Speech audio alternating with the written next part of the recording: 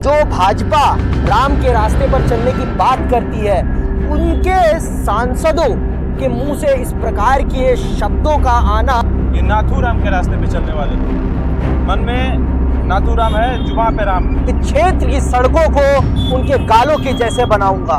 और मुख्यमंत्री आतिशी को कहा कि ये तो बात बदलती है अपना। लालू यादव ने बोल दिया था, किसी एक्टर का नाम लेके, मेरे को एक्टर का नाम नहीं याद आ रहा है, हेमा मालिनी, हाँ, कि उनके गाल को लेकर इसी तरह का बयान दिया था। सत्ता पक्ष अगर कोई गलती करता है तो ये नहीं दिखाया जाता, और इस देश की जनता को भी ये दिख रहा है कि आप जो राम की बात करते हैं ना, राम की मर्यादा अपने जीवन में उतारिए।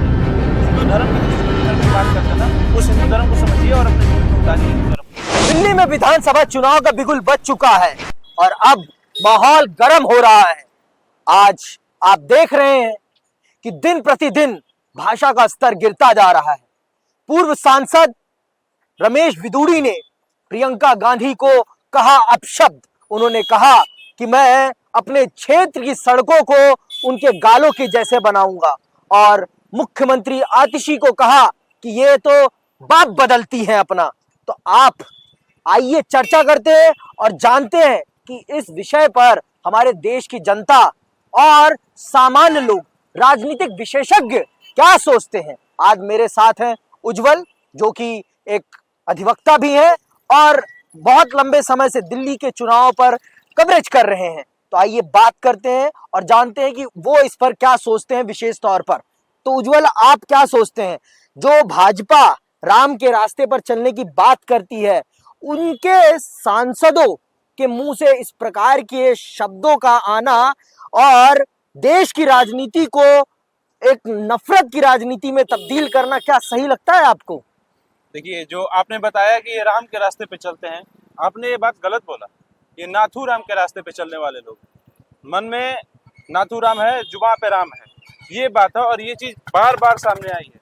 सबसे पहला सवाल तो देश के प्रधानमंत्री और गृह मंत्री अमित शाह से है कि रमेश विदुड़ी का बयान आपको संसद में याद होगा कि बहुजन समाज पार्टी के एक सांसद थे, उनके खिलाफ दानिश कुमार किस तरह का भाषा का इस्तेमाल किए थे इन्होंने।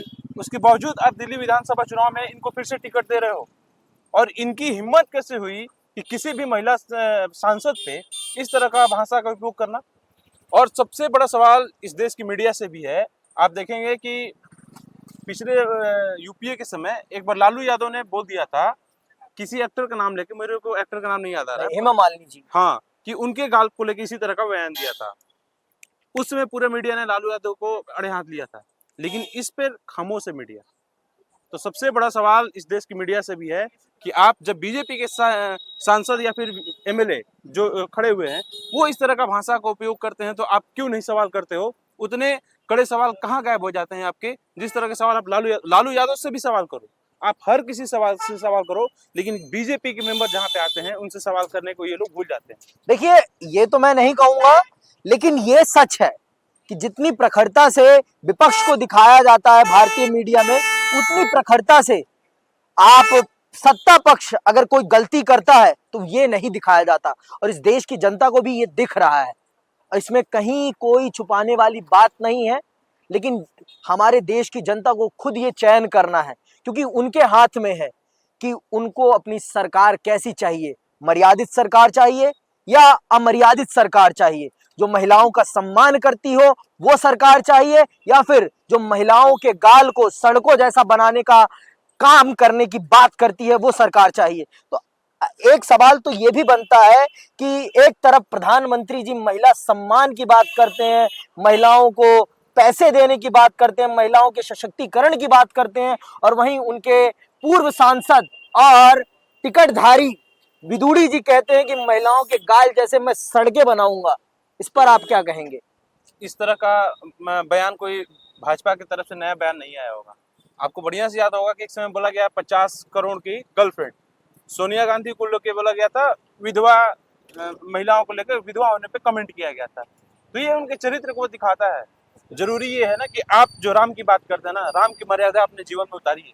हिंदू धर्म की, जिस हिंदू धर्म की बात करते हैं ना, उस हिंदू धर्म को समझिए और अपने जीवन में उतारिए हिंदू धर्म को। यहाँ पे महिलाओं का सम्मान हमारे देश में वर्षों से होता आया है और होना चाहिए। ऐसे ही लोग नहीं पूछते हैं महिलाओं को। तो ये सिर्फ कहने की बात नहीं होनी चाहिए, ये सबसे पहले नेताओं को अपने जीवन में लागू करनी चाहिए, फिर हम जनता से एक्सपेक्ट करेंगे। लोग जनता को हर बात में दोष देते रहते हैं, लेकिन नेता क्या क्या कर रहे हैं इस देश में, इस पे सवाल करने वाला कोई है नहीं। तो आप ये कह रहे हैं सीधे तौर पर कि नेताओं की कथनी और करनी में पूरी तरीके से अंतर होता है और हमारे देश की जनता समझ नहीं पाती, क्या आप ये कहना चाह रहे हैं? बिल्कुल अंतर होता है और जनता नहीं समझ पाती, क्योंकि आपको बताना कि ये बयान आप सर्वे करा लीजिए, कितने लोगों तक ये बयान पहुंचा होगा। ये बयान को आगे तक पहुंचने नहीं जाते, इस पर चर्चा नहीं चलता है। जबकि कायदे से एक सांसद के बारे में इस तरह का बयान होना चाहिए तो मेन स्ट्रीम मीडिया में पूरे दिन ये इस खबर को चलानी चाहिए थी और जोरदार हमला करना चाहिए था वैसे नेता पे। और किसी भी पार्टी के नेता हो, मैं आपसे साफ साफ बोलना चाहता हूँ अंकित, किसी भी पार्टी के नेता हो, अगर महिलाओं के खिलाफ इस तरह का बयान दे रहे हैं, उन पे कार्रवाई होनी चाहिए। जरूर, मैं भी यही सोचता हूं, कार्रवाई होनी चाहिए, लेकिन अब ये तय करना इस देश की जनता को। मैं विदा लेता हूं और मैं ये चीज आप पर छोड़ता हूं कि आप इस चीज को किस दिशा में और कैसे देखते हैं। जय हिंद, जय भारत।